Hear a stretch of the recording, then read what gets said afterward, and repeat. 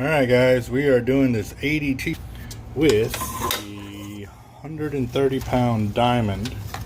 And the reason I'm going to do this video is because I've got a bunch of Cortland white coming in. And I want to see and do basically a refresher course on the... Gotta bite.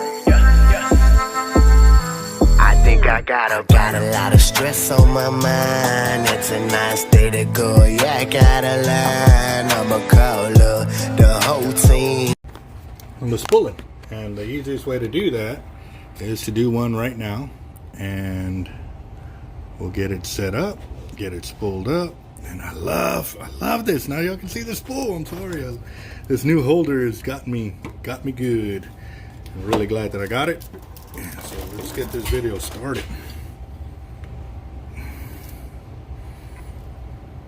And for you guys that are new to the channel, this knot here is something that I developed over 10 years ago after experimenting with an 83 speed by one of my team members, Chris. He had gotten the first 83 speed in the team, and so we wanted a way to put on the braid without using any mono or tape. And because we did that, we discovered that we can add braid on without doing all of that, which meant we didn't have to worry about losing line capacity, but also have an extremely strong knot to the spool so we can keep going. So right here I'm doing a hollow core splice of my hollow core braid on itself. And a few of you have been asking, and so I'm going to do it real quick, explaining what I'm doing. And I'm basically inserting the needle into my braid here.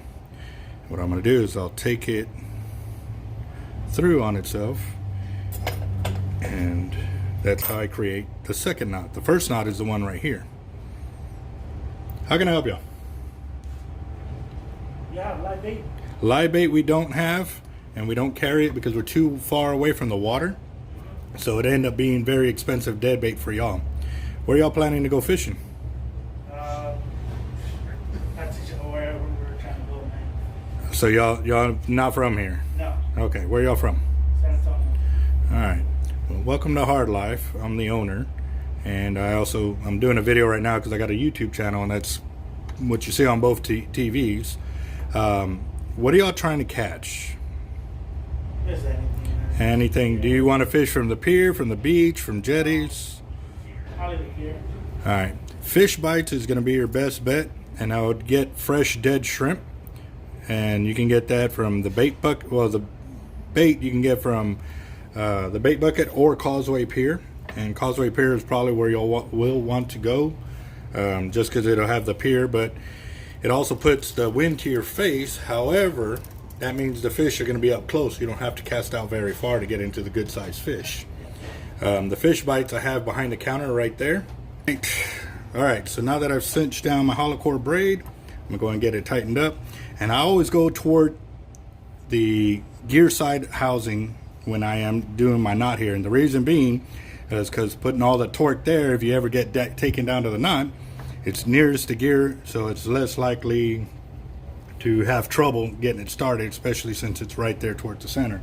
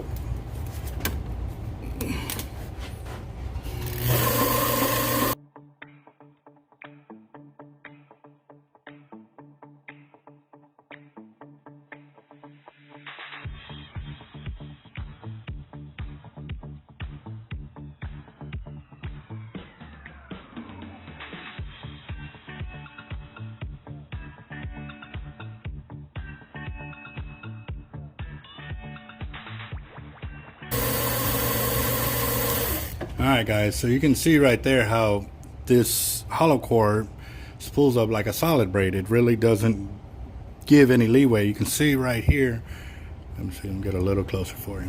See right here where it's all nice and smooth, and then it bundles up right here. Well, that's the way solid braid spools onto a reel, and that's the way hollow core does.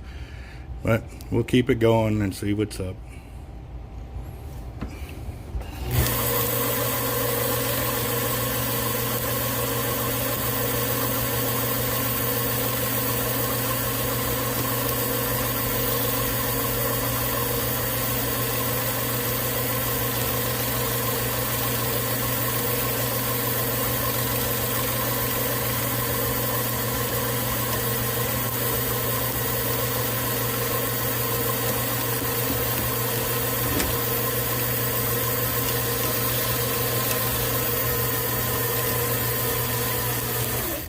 Alright guys, so I've just hit 200 yards, but I might have a problem here, and this is it. See how loose the braid is? It's digging in on itself, but that's also another thing about hollow core. It doesn't lock up as easily as a solid braid would. If a solid braid had did this, it would have already been locked up and I would be in a world of trouble already.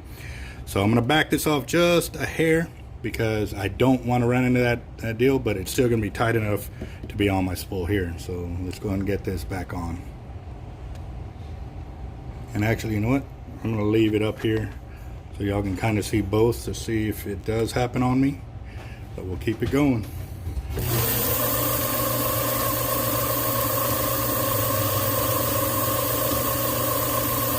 Oh, and that was 200 yards on the spool, and I had just covered up the bevel.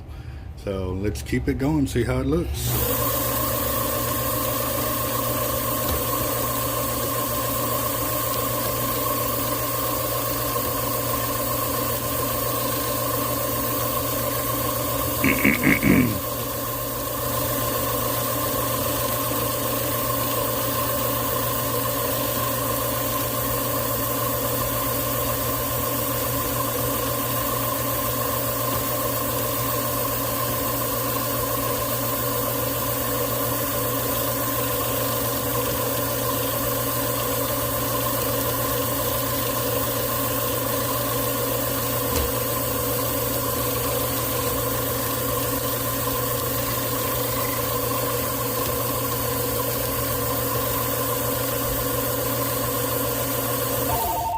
.300 yards right there. 300. Our Lights Bait and Tackle. Finished spooling this because I got lunch coming in, and then he's coming right back. So if I don't hurry up and get it done, my lunch is going to get cold and soggy because it's nachos. Oh. So, But now this shouldn't take me too much longer. What I can also do is drop it up into high gear. That'll help too.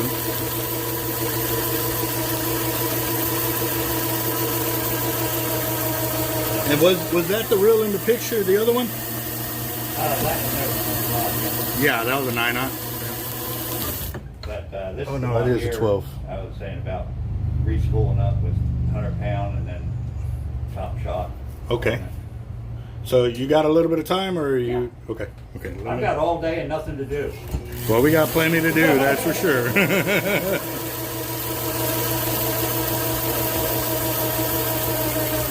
There's 400 yards.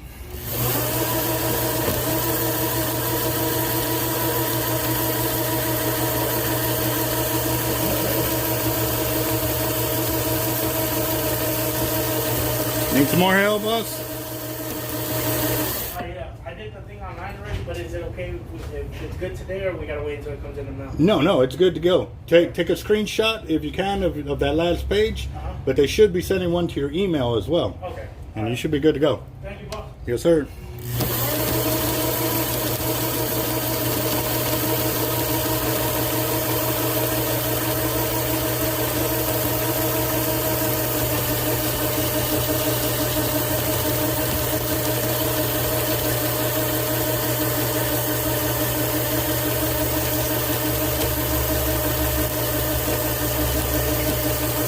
What was that?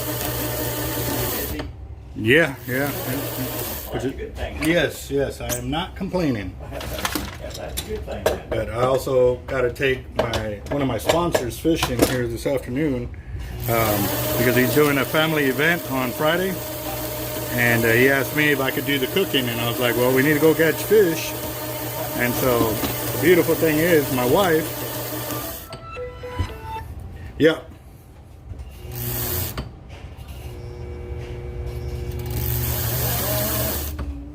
From the tip or the back end?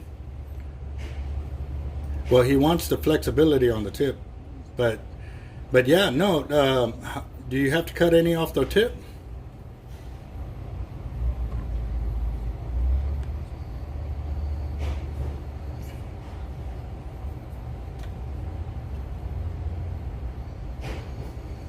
Yeah, as long as the tip's good on it and it still flexes and nothing, no problems will happen to it, then yeah, rock it.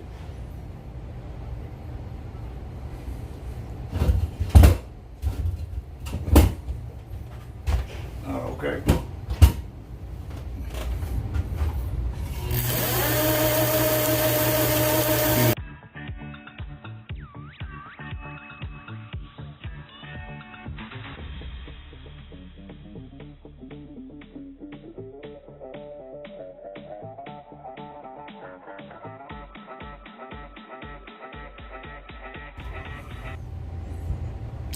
Okay, good. Awesome. All right, bro. Well, I'm spooling an 80.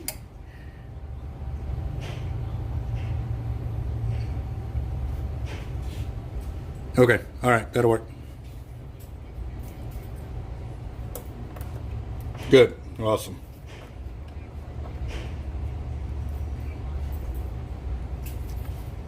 Okay, good deal. Oh boy. How you doing, boss? What's up? What's up? How you doing? Doing all right, man. What you up to? Oh, I got 600 yards on this 80, guys, and we'll keep it rocking. See what we got going. What size? LX. I got G2s in there, the silver ones or gold. I think they're gold. Gold. 4 of them. Yeah. Yeah, I got Raptors on the way, but they're selling as fast as people find out that I have Raptors on the way. They're selling out. Now the G2s are there, and they are 10% off. You buy those, pay cash, I'll give you 10% off the line as well. How much? For the reel, they're $434, I think it is, $444 for the G2. And then you get 10% off of that, and if you spool it up, you get 10% off the line as well. So yeah, you'll save over $100 and something real quick. Yeah. That's a G2 single speed.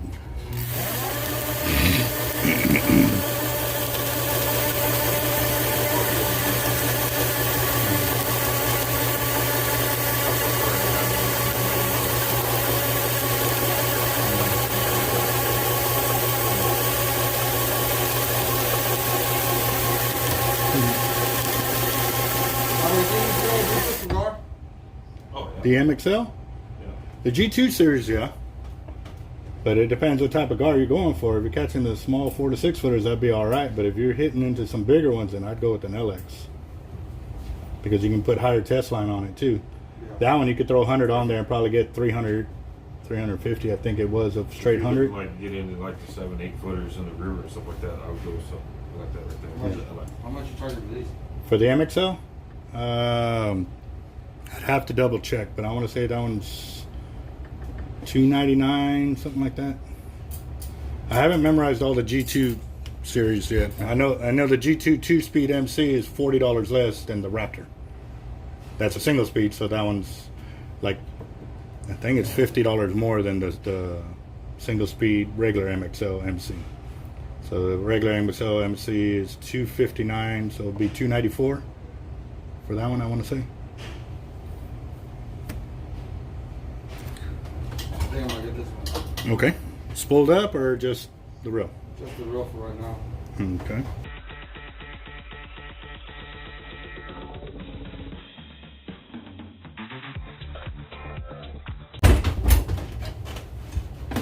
I know, bro. Well, I am, because I got nachos. And if I take too long, they're going to get soggy on me. Yeah.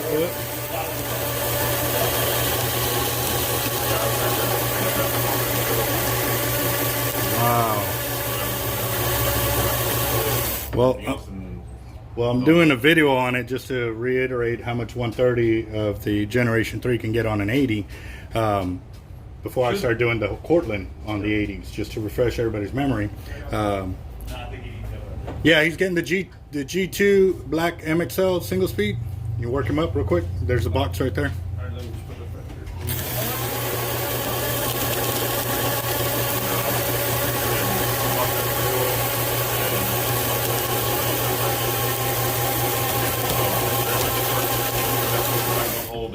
Well, glad you held on to it, man, because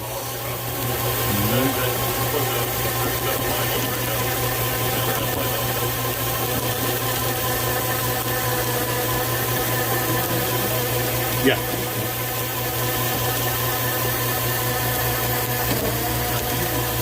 Do the rods? The what? Yeah. Build custom rods, or y'all? There's the Venom right sell there. them? Yeah. Yep. What's that Venom running? That one's 850, but that one's got the sealed bearings in them too, as well. I got two old Fenwicks that I need to get done. We can build them up. And build them up. That other phone call was my rod builder, letting us know that we're getting some Team Hard Life rods in this Friday. All right, guys, I'm at 800 yards of 130 on this 80, and it's looking really nice. But you can see how the Gen 3 skips around just like a solid braid does, even though it's a hollow core. That, and they coat their braid with white pigmentation. I don't know why, because Spectra is naturally white, but we'll see. The Team Hard Life rods are like the pink, blue, and the orange one right there. We got 5 of those coming in this Friday, but several of them are already pre-sold. So, 350. Yeah, those are 80, 150 pound class rods right there too.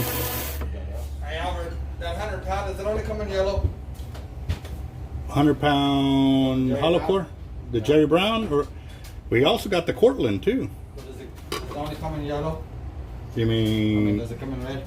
100 pound? No, Jerry Brown and I think Cortland do have it, but I don't have any on hand. Why do you want red? You're not going to be able to see it. Well, my rod is red and black and yellow, or red, black, and gold. Yeah. Trying to get everything to match. And go with the yellow line. Don't do red, because when you fish next to people and you cross their line, you're not going to see it, and it's going to hurt you. You want bright green. You want bright colors: white, the chartreuse, the orange. White on that one. All right. I prefer the white, just because the yellow. A lot of people like the yellow, but in the saltwater it sucks, cause especially when the king and the mackerel are running. That blue line, they like to hit that shit. Well, I think the blue line, I believe, is because they don't see it. Yeah. Now the yellow, they do see it, but I've gone toe to toe with guys that were using clear mono, and they got cut off 5 to 1 compared to my clear yellow. mono, that's why I don't run top shot. Yeah. Because it flashes in the water. Mm-hmm. And a king or a mackerel will see it, and it's just like a little fish. And they hit that so much, and that's it. They cut the line. I'll go with yellow then. I'll be back probably Monday to pull it up. All right. And that might be enough to fill up your reel. That's all I got of Jerry Brown and 100 yellow. You have it in the other one too? I will have more of the Cortland braid, yeah. It'll be either white or this chartreuse green. Is that it right there? That is 100 pound. And there's the 100 pound JB, so you can check them out. Oh, that's a big difference.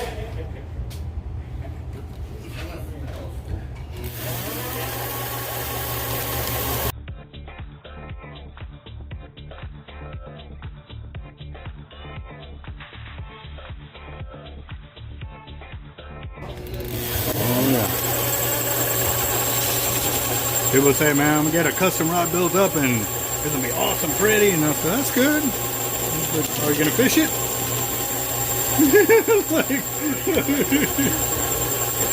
I guarantee they look prettier with the rod, bowed up on it. What that one goes on, I've got a jawbone at the house, and it's black. It's like black on black with a couple little Pinstripes.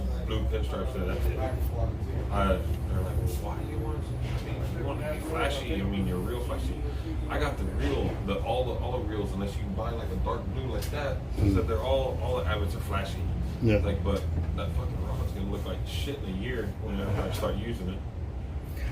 I like mine kind of plain. Like I did the black on black too, but I also put the reflective tape on the tip so that way it can be seen when I'm hooked up at night. Yeah. All right, guys. So I just hit 1,000 yards, and I'm getting a little worried here because, yeah, that braid is really, really digging in. So it's kind of scary. So I'm backing off the drag here just a little bit because I don't want this braid to lock up. But yeah, you can see it's really, really loose. I mean, dude, this stuff is, wow, that's scary. So we'll keep it going, see how it goes. Hopefully I don't lock up here.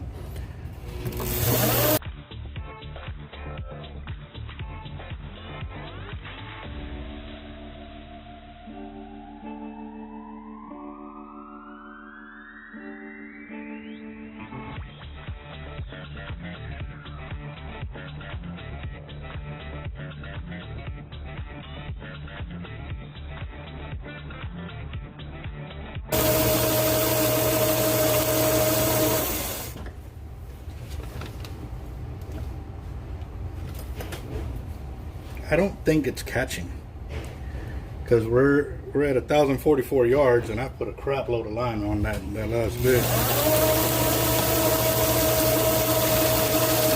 Yeah, it's not catching. What the hell's going on here?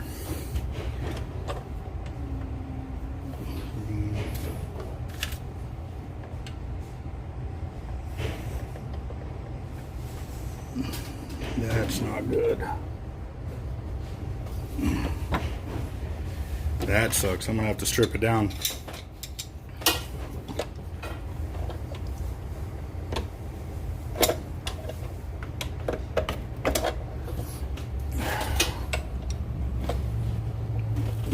Oh, you nut back off? No, it won't. Well, I was pulling a reel earlier and it fell off. And it's brand new. I ain't even had it on there a month now. And the roller fell off, and right now it's spinning, and it's 0.6, and it stayed there for like 4 rotations. I'm like, oh no, dude, like we're way off. So I'm gonna have to down spool it to get your correct line capacity on there. And then, so what I'll do is I'll continue spooling it here to fill it up where it needs to be. Then I'll down spool it and check the line capacity for you, so you know exactly how much braid you got on there and stuff. So.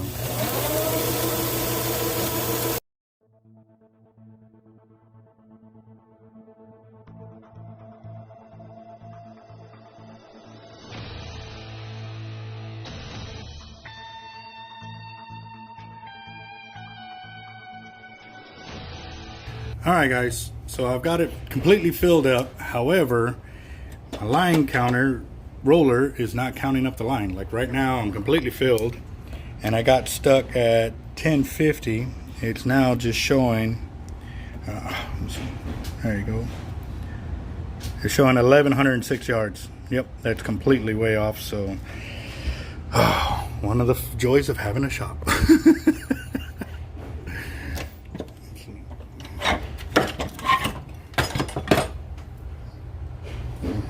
that?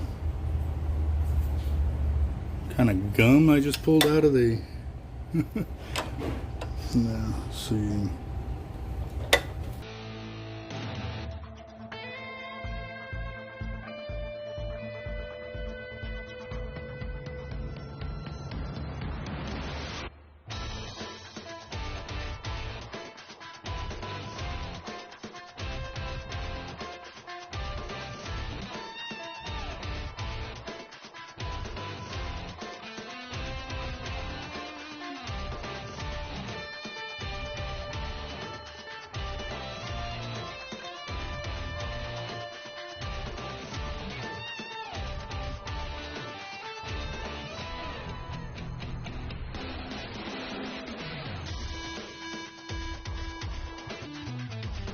Premium.